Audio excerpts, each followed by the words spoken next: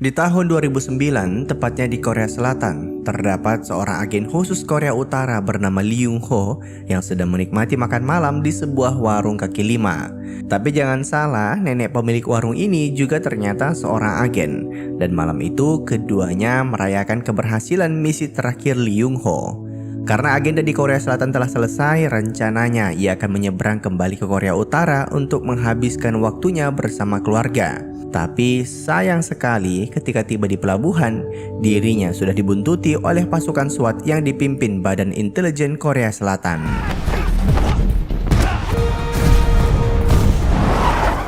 Ternyata pemerintah Korea Utara memutuskan untuk membuang Lee Young Ho dengan cara membongkar penyamarannya. Bahkan semua yang dijanjikan kepadanya selama ini hanyalah bualan semata. Dan itu artinya kini ia tak bisa lagi bertemu dengan kedua anaknya.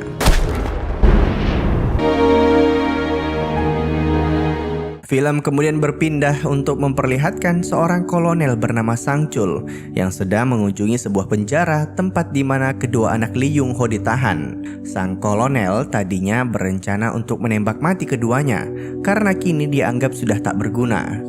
Namun setelah ia perhatikan kembali, ternyata putra sulung Lee Young Ho yang bernama Myung Hun memiliki bakat yang luar biasa. Di sini sang kolonel kemudian berbohong dengan mengatakan bahwa ayah Myung Hun telah berkhianat. Oleh karena itu, Myung Hun dan adiknya juga harus dihukum mati. Namun hukuman itu akan dicabut jika ia mau mengabdikan dirinya untuk negara dengan cara bekerja sebagai agen khusus. 2 tahun kemudian, tepatnya di Korea Selatan, terlihat seorang agen Korea Utara dari unit 35 sedang membantai rekan-rekannya yang berasal dari unit 8. Malam itu, sang agen yang biasa dijuluki Big Dipper berhasil membunuh 3 agen sekaligus. Dan keesokan paginya, saat ketiga jasad itu ditemukan, Badan Intelijen Korea Selatan jadi penasaran sebenarnya apa yang terjadi. Mengapa para agen dari Korea Utara itu saling membantai satu sama lain? Nampaknya ini ada hubungannya dengan masalah politik di negara mereka, apalagi dengan adanya isu kudeta. Di saat yang sama kita bisa melihat Myung Hun yang sudah berhasil tiba di Korea Selatan dengan berpura-pura sebagai imigran gelap. Tentu saja karena masih tergolong muda, dirinya langsung dimasukkan ke sebuah panti asuhan. Namun tak lama kemudian, sepasang suami istri datang ke sana untuk mengadopsinya. Keduanya terlihat sangat agamis. Bahkan saat proses adopsi, sang istri tak berhenti berdoa berterima kasih ke Tuhan karena telah mempertemukannya dengan Myung Hun. Eits, tapi itu semua hanyalah omong kosong karena sejak awal sepasang suami istri ini juga adalah agen dari Korea Utara. Mulai saat itu, Myung Hun akan tinggal di sana dan berpura-pura sebagai anak mereka. By the way, sepasang suami istri ini walaupun sesama agen, tapi mereka memiliki misi yang berbeda dari Myung Hun. Makanya saat makan malam, Kim menekankan bahwa selama tinggal di sana, keduanya tak boleh mengusik satu sama lain. Intinya, silahkan jalankan misimu dan aku menjalankan misiku. Sekedar info tambahan, Myung Hun saat ini terdaftar sebagai agen khusus dari unit 8. Namun karena masih remaja, bagaimanapun juga selama di Korea Selatan, ia harus menyamar sebagai seorang pelajar. Makanya keesokan harinya, ia langsung masuk ke sekolah dan memperkenalkan diri dengan nama Kang Dae-ho. 중에 핸드폰 쓰지 마라. Namun baru juga masuk sekolah, tiba-tiba Myung Hun sudah harus berurusan dengan anak berandalan. Ternyata siswi yang duduk di sampingnya bernama Lee Hae-in adalah salah satu murid paling sering mendapatkan perlakuan tak menyenangkan dari teman sekelasnya. Alhasil Myung Hun juga kecipratan sialnya.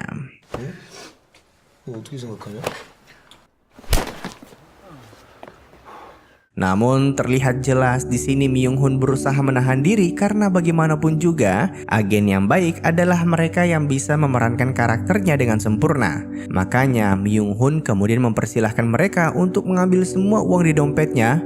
Namun bukannya pergi, si pimpinan geng bernama Taego malah mengolok-ngolok foto keluarganya dan hampir saja membuatnya lepas kendali.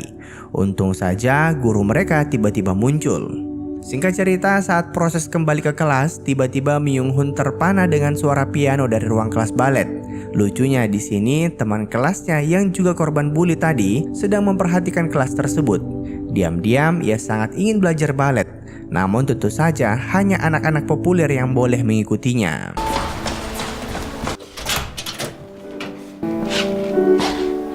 Di lain sisi malam itu, Big Dipper kembali beraksi, di mana terlihat ia sedang mengejar seorang agen dari unit yang sama dengan Myung Hun. Sebelum tewas, agen tersebut sempat mencoba memperingatkan Kim soal situasi konflik internal ini, namun teleponnya tak kunjung diangkat. Keesokan harinya saat di sekolah, Myung Hun kembali dapat masalah, di mana ketika anak-anak bandel kelasnya dihukum membersihkan jendela, tiba-tiba mereka meminta Myung Hun dan Lee Hae-in yang menjalankan hukuman tersebut. Tentu saja sejauh ini ia tetap nurut karena tak ingin menimbulkan masalah. Namun di sini yang aneh, si Hae-in malah terlihat sangat senang karena sekarang punya teman. Singkat cerita, begitu pulang ke rumah, akhirnya Myung Hun dapat sebuah paket berisikan ponsel khusus. Itu artinya misinya telah dimulai. Ternyata ia diminta untuk membunuh si Big Dipper.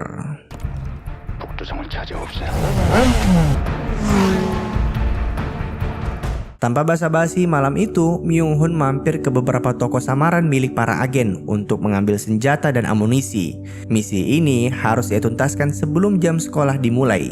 Dan singkat cerita, setelah berkeliling untuk mencari informasi Big Dipper, Myung Hun akhirnya mendapatkan alamat dari salah satu agen unit 35 lainnya.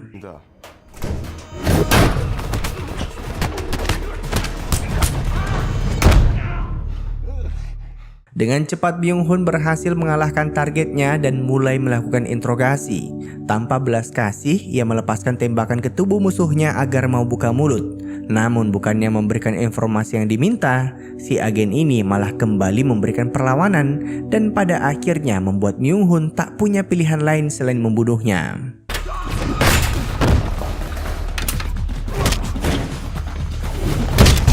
Gokil sih ini, sekali tendangan leher targetnya langsung patah. Namun di sini Myung Hun menyadari kalau dirinya kini telah resmi menjadi pembunuh. Beberapa jam kemudian, akhirnya ia tiba di sekolah. Tapi baru juga sampai, mejanya sudah penuh dengan sampah akibat ulah para murid berandalan. Nampaknya Hae-in kembali mendapatkan perlakuan tak menyenangkan. Dan singkat cerita, ketika pelajaran dimulai, Myung Hun terlihat sedikit lelah akibat belum tidur sejak semalam. Guru biologinya terlihat kesal melihat hal itu yang dianggap tak memperhatikan pelajaran dan menyuruhnya untuk menjawab soal yang sedang mereka bahas. Hae-in mencoba membantu Myung Hun dengan memberikan contekan. Namun tiba-tiba semua orang dibuat kaget karena Myung Hun tak hanya bisa menjawab soal pilihan ganda dengan benar, tapi ia juga mampu menjelaskan jawabannya dengan sangat baik. Padahal tadi dirinya sedang tidak fokus. 부인의 염색체에 있는 정록 생명을 가지고 맞아. 나머지 문제는 정답. Saat waktu istirahat tiba, Myung Hun menyempatkan diri untuk memainkan piano yang berada di ruang kelas balet. Dirinya langsung teringat memori indah bersama adiknya, di mana keduanya sering main piano bersama. Saat ini adik Myung Hun masih ditahan sang kolonel. Jika misi ini berhasil, mereka berdua dijanjikan akan bebas dan bisa kembali hidup normal. Di tengah kesunyian, tiba-tiba Hae-in muncul karena ingin berlatih balet. Tentu saja Myung Hun langsung kabur keluar. Tapi di sini ternyata diam-diam ia melihat kalau Hae-in kembali mendapat perlakuan tak menyenangkan, di mana ketika para siswi populer muncul, kemampuan menari Hae-in langsung menjadi bahan tertawaan. 너 춤췄냐? 좀 한번 쳐봐. Malam itu, Kim sedang mengadakan transaksi di rumah. Nampaknya selama ini mereka diam-diam menyelundupkan narkoba untuk menghasilkan banyak uang. Salah satu agen lainnya sempat panik ketika Myung Hun muncul dan mengiranya sebagai polisi. Dan singkat cerita, Myung Hun kembali melanjutkan misinya.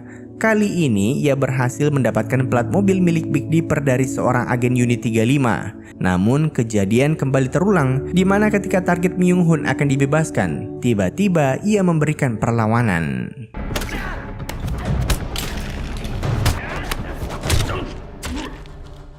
Myung Hun kemudian berhasil melacak keberadaan Big Dipper.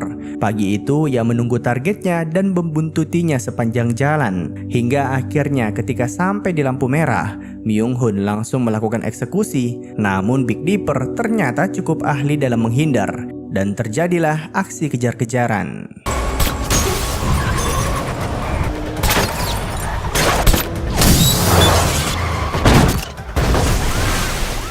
Sebenarnya di sini Myung-hun memiliki kesempatan untuk melakukan eksekusi, tapi karena ada banyak saksi mata di lokasi, ia pun memilih untuk melanjutkan misinya di lain waktu. By the way, karena tadi sibuk mengejar targetnya, kini Myung-hun harus menjalani hukuman sewaktu tiba di sekolah. Bayangin gak tidur semalaman, tapi disuruh jogging selama 1 jam. Singkat cerita, setelah menjalani hukumannya, Myung-hun tak sengaja melihat Hae-in yang kembali dibully oleh Tae-go dan anggotanya. Kali ini mereka benar-benar keterlaluan karena mengambil paksa uang pembayaran lesnya. Hae-in mencoba memberikan perlawanan, tapi yang ada kancing bajunya malah jadi terbuka. Tae-go dan teman-temannya malah tertawa melihat hal itu dan membuat Myung-hun tak bisa lagi menahan amarahnya.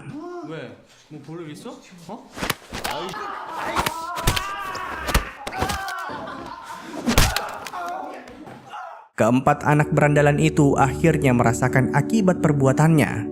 Di lain sisi, Hae-in memutuskan untuk tak lagi melanjutkan sekolah setelah merasa dilecehkan. Tentu saja Myung-hun jadi kepikiran dan membuatnya tak berhenti termenung saat sesi belajar mengajar. Gurunya yang tak tahu kalau muridnya adalah agen khusus mencoba mengetok kepala Myung-hun agar kembali fokus.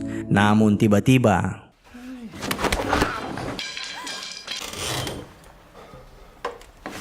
perasaan malu bercampur takut menyelimuti wajah gurunya. Dengan sungkan ia menghukum Myung-hun berdiri di koridor. Dan singkat cerita, saat waktu makan siang tiba, terlihat anak-anak berandalan kemarin sedang kesakitan dan berjanji akan membalaskan dendamnya ke Myung-hun. Tapi baru juga ngomong gitu, tiba-tiba orang yang mereka ingin lawan malah muncul. Kedatangan Myung-hun ternyata untuk menanyakan di manakah tempat Hae-in biasa kerja paruh waktu. Tae-go yang tadinya sok jagoan malah jadi cegukan karena saking takutnya. Sayang sekali saat tempat kerjanya dikunjungin, Hae-in sudah tak bekerja lagi di sana. Namun beberapa hari kemudian, tiba-tiba ia muncul untuk menemui Myung-hun. Ia datang untuk berterima kasih atas bantuannya kemarin. Sebenarnya Myung-hun ingin ngobrol lebih jauh, tapi perlu diingat ia sedang dalam penyamaran dan tak bisa menjalin hubungan apapun dengan teman sekelasnya. Namun saat akan pergi, tiba-tiba Hae-in meminta bantuannya sekali lagi, di mana ia sangat ingin bekerja di sebuah tempat kursus balet. Namun untuk bisa bekerja di sana, dirinya membutuhkan persetujuan dari keluarga. Dalam hal ini akan diwakilkan oleh Myung-hun yang berpura-pura sebagai kakaknya. Ternyata selama ini Hae-in seorang yatim piatu. Saat akan keluar dari gedung tersebut, Myung-hun tak sengaja melihat sepasang anak kecil yang sedang bermain di taman. Hal itu mengingatkannya dengan sosok adiknya yang kebetulan sekali memiliki nama yang sama dengan Hae-in. Singkat cerita, malam itu keduanya sempat mampir ke taman kota. Dan Hae-in banyak bercerita soal cita-citanya di masa depan, di mana ia sangat ingin pergi ke Jerman untuk mendalami balet. Di saat yang sama, saat ini Big Dipper berhasil menemukan keberadaan agen unit 8 lainnya yang tak lain adalah Kim dan istrinya. Semua penyamaran mereka terbongkar karena rekan bisnis narkoba mereka kemarin yang juga seorang agen dari unit 35 ternyata berkhianat. Namun alasan utama mereka ke sana adalah untuk mencari sebuah paket yang infonya tersimpan dengan rapi di sebuah berangkas. Istri Kim memohon agar nyawanya diampuni dengan cara bersedia memberitahukan kode dari berangkas tersebut. Namun ujung-ujungnya nyawanya tetap dihabisi. Di lain sisi, Kim sendiri sejak tadi asik menikmati musik menggunakan headphone, makanya tak sadar sama sekali akan kedatangan Big Dipper.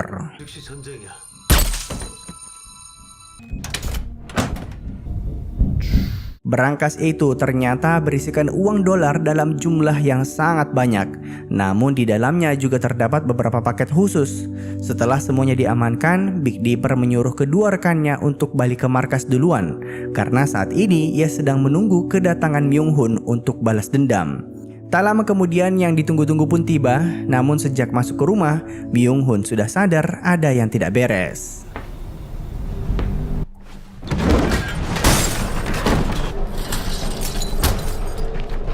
Pertarungan keduanya berlangsung sengit.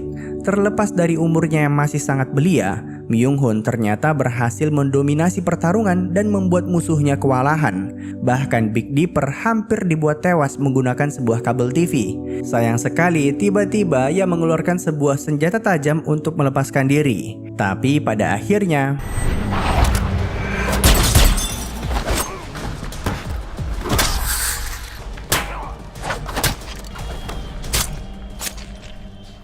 Setelah berhasil membunuh musuhnya, Myung-hun langsung bersiap-siap untuk pergi dari lokasi. Tapi tentu saja semua jasad dan barang di rumah itu tak boleh diendus oleh kepolisian. Makanya ia kemudian memotong pipa gas serta memasukkan sebuah pisau ke microwave untuk memicu ledakan besar.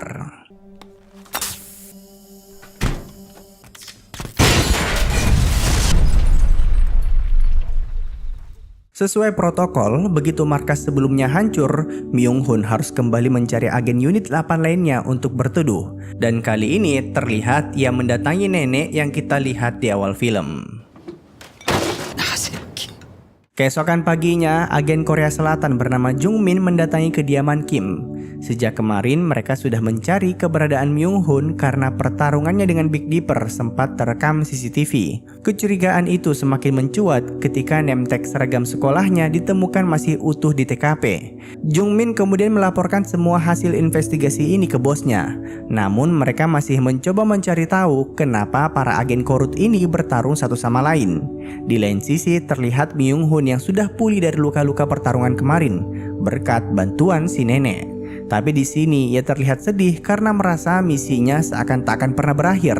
Namun si nenek yang kebetulan berpangkat letnan menjelaskan kalau mereka hanya bisa bersabar dalam menjalani perintah yang diberikan.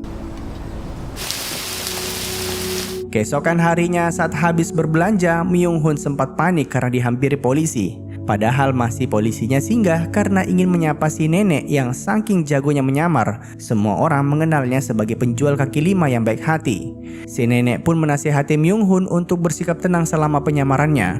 Namun disinilah si nenek juga sadar kalau bocah di hadapannya ini ternyata putra dari seorang agen yang ia kenal baik. 여동생 하나 남았습니다. 이분이 너희 아버지가? Singkat cerita, setelah sekian lama, akhirnya Myung-hun kembali mendapatkan paket berisikan ponsel dan foto target selanjutnya. Tak lama kemudian, sang kolonel menelpon dan mengabarkan bahwa ini akan menjadi misi terakhirnya.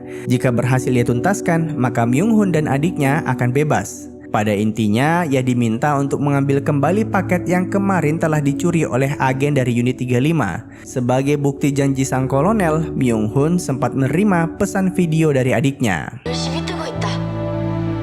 오라버니.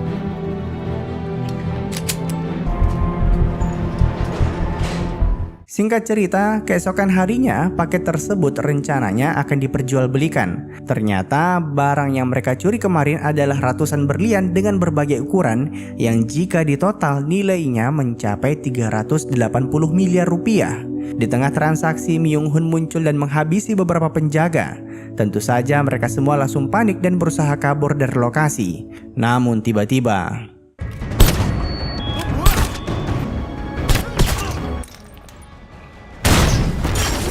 pada akhirnya, Myung-hun berhasil membantai semua targetnya dan menyelesaikan misi tersebut. Setelah paket itu diamankan, ia langsung mampir ke pasar untuk membeli beberapa oleh-oleh buat adiknya. Tak lupa, sebagai rasa terima kasih, Myung-hun juga membelikan si nenek letnan sebuah sweater. Tentu saja pemberian itu langsung diterima dengan senang hati. Namun, si nenek berpesan agar Myung-hun tak lagi melanjutkan karirnya sebagai agen khusus ketika kembali ke Korea Utara. Apalah artinya masa muda jika dihabiskan dengan membunuh atas nama pemerintah. Sebelum berpisah, si nenek terlihat sangat sedih seakan-akan harus kehilangan cucunya sendiri. 아프지 마시라요. Namun bukannya langsung ke pelabuhan, Myung-hun malah singgah untuk berpamitan dengan Hae-in. Tapi tentu saja ia tak bisa menyebutkan kalau akan kembali ke Korea Utara. Namun paling tidak ia sudah menyempatkan diri untuk mengucapkan selamat tinggal. Singkat cerita, malam itu ia pun ke pelabuhan untuk bertemu agen lainnya. Mereka rencananya akan kembali ke Korea Utara menggunakan sebuah kapal. Tapi di saat yang sama, saat ini pimpinan intelijen Korea Selatan diam-diam sedang mengadakan pertemuan rahasia dengan pejabat tinggi militer Korea Utara di Beijing. Ternyata sebentar lagi Kim Jong-un akan naik menjabat sebagai presiden Korea Utara. Maka dari itu mereka berencana untuk menghabisi semua yang berkaitan dengan partai oposisi. Makanya mereka kemudian membongkar semua daftar nama agen di unit 8 ke intelijen Korea Selatan untuk segera dihabisi. Balik lagi ke Myung-hun yang terlihat tak bisa menyembunyikan rasa bahagianya karena sebentar lagi akan bisa bertemu adiknya. Tapi semua senyuman itu tiba-tiba sirna ketika perutnya ditikam oleh rekannya sendiri. Ternyata selama ini sudah menjadi peraturan bahwa mereka yang pernah bertugas di Korea Selatan tak boleh pulang dalam keadaan utuh demi menghilangkan jejaknya. Untung saja walaupun dalam kondisi terluka, Myung-hun masih berhasil mengalahkan musuhnya.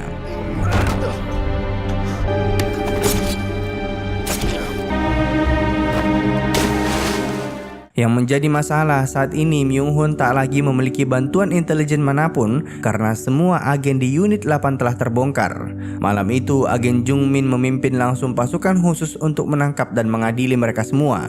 Terlihat penyamaran si nenek juga telah terbongkar. Myung-hun yang tak tahu apa-apa jadi semakin bingung dengan apa sebenarnya yang terjadi. Si nenek sendiri sebelum mati sempat menyuruhnya untuk kabur. Sayang sekali keberadaannya langsung disadari oleh Jung-min dan sempat terjadi aksi kejar-kejaran. Tapi pada akhirnya Myung-hun berhasil membalikkan keadaan.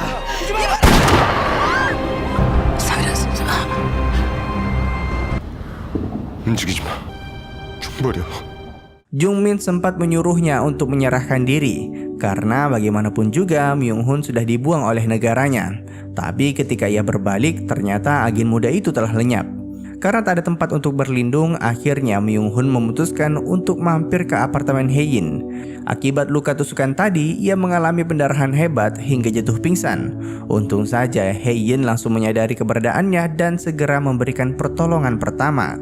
Namun belum juga sempat menjelaskan soal masa lalunya, tiba-tiba Hae-in sudah menyadari siapa sosok Myung-hun melalui berita di TV. Myung-hun yang panik jika Hae-in memanggil polisi, berencana untuk langsung kabur dari sana. Tapi Hae-in tiba-tiba mengatakan bahwa mereka berdua adalah teman. Sekalipun selama ini Myung-hun menggunakan nama samaran, tapi bagaimanapun juga ia berhutang budi padanya. 나 친구 같은 거 없어. Di saat yang sama, sang kolonel saat ini sedang disiksa oleh pimpinan militer yang baru. Ia diminta untuk segera mengatakan di manakah berlian itu berada. Yang menjadi masalah, keberadaan Myung-hun tak diketahui siapapun. Makanya sang kolonel bilang ia memiliki rencana untuk menemukannya, hanya saja dirinya harus turun tangan secara langsung, dalam artian ikut berangkat ke Korea Selatan.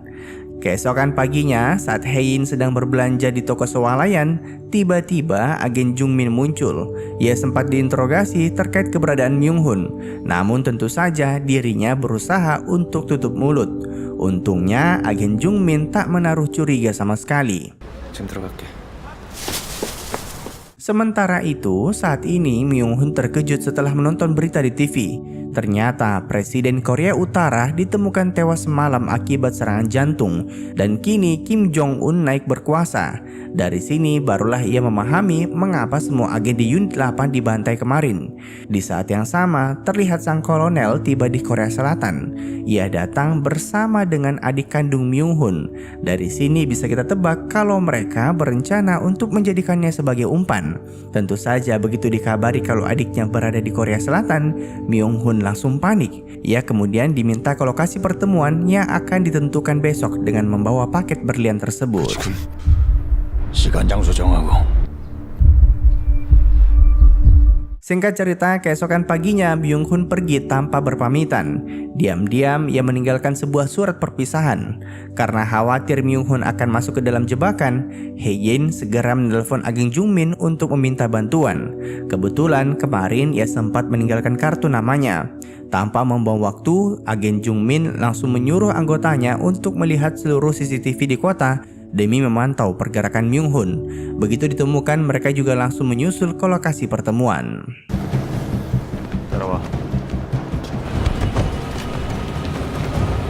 Setibanya di lokasi, Myung-hun langsung diarahkan untuk menemui sang kolonel yang berada di atap gedung. Pasukan SWAT yang datang bersama agen Jung-min langsung menyebar ke berbagai titik.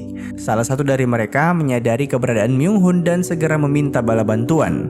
Di lain sisi, setelah melihat adiknya yang sedang ditahan di sebuah mobil, membuat Myung-hun tak berdaya dan bersedia untuk menyerahkan semua berlian tersebut. Rencananya begitu berlian itu diserahkan, agen korut lainnya akan menembaknya dari belakang. Untung saja aksi itu gagal berkat kehadiran anggota Jung-min.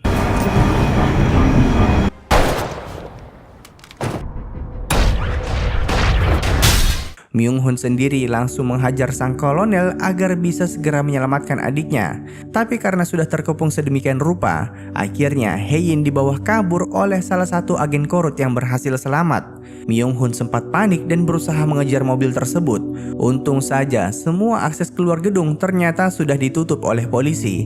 Namun masalah baru muncul karena itu artinya Myung-hun tak bisa mendekati adiknya yang sedang dikepung dari berbagai arah. Dibanding ikut tertangkap, ia pun memilih untuk melarikan diri.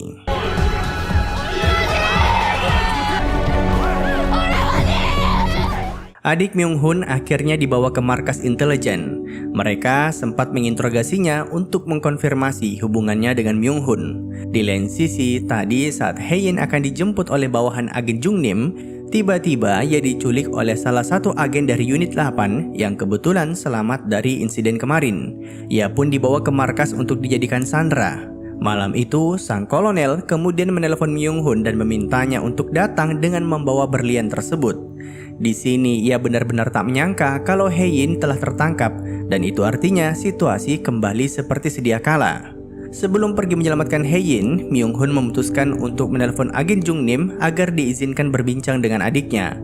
Di sini ia meminta maaf karena meninggalkannya tadi dan berjanji akan menyelamatkannya dalam waktu dekat. Sementara itu, Myung-hun juga sengaja menelpon Jung-nim untuk memberitahukan kalau ia akan menyerahkan diri besok setelah semua urusannya dengan sang kolonel selesai. Di umurnya yang baru menginjak 20 tahun, Myung-hun sudah harus menghadapi semua masalah ini. Ia sempat bersedih karena khawatir tak akan bisa lagi bertemu dengan adiknya. Namun bagaimanapun juga, ia tetap mencoba bersikap tegar dalam menghadapi semua persoalan yang ada.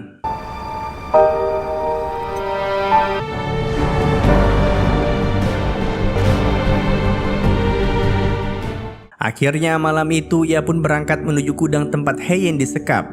Setibanya di sana, ia langsung dikepung oleh belasan bawahan sang kolonel. Diam-diam sebelum masuk ke sana, Myung-hun tadi sempat menelpon agen Jung-nim, namun panggilan itu hanya ia diamkan agar lokasinya saat ini bisa dilacak.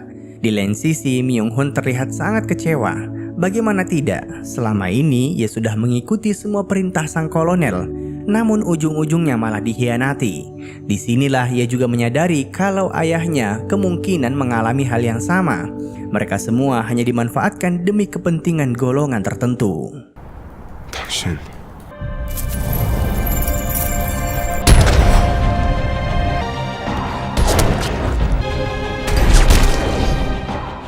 Myung-hun berhasil membunuh 2 orang sekaligus.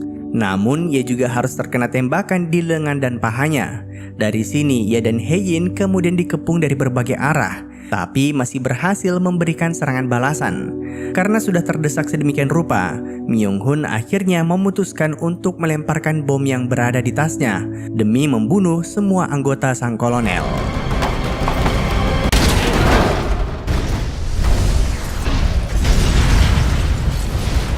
Syukur saja mereka berdua berhasil selamat dari ledakan tadi, sedangkan hampir semua anggota sang kolonel tewas di tempat. Namun saat akan kabur, tiba-tiba Myung-hun kembali diserang. Hae-in sendiri disuruh untuk kabur duluan dan kebetulan sekali agen Jung-nim sudah tiba di lokasi. Yang menjadi masalah, Myung-hun kembali terkena luka tembakan di perutnya. Di saat-saat terakhir, agen Jung-nim muncul untuk memberikan pertolongan. Namun tiba-tiba 저 갓날 새끼부터 쏘라.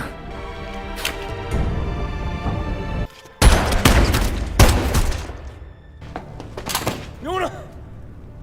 Setelah terkena peluru di dadanya, kondisi Myung-hun semakin mengkhawatirkan. Agen Jung-nim mencoba membawanya ke rumah sakit, namun posisi mereka jauh dari kota. Di saat-saat terakhirnya, Myung-hun tak berhenti bergumam, meminta maaf karena tak bisa menepati janjinya. Hae-in sendiri yang berada di markas intelijen tak sengaja menjatuhkan gelasnya dan dari sini ia mendapatkan firasat buruk. 내가 조금만 참아. 미안하다.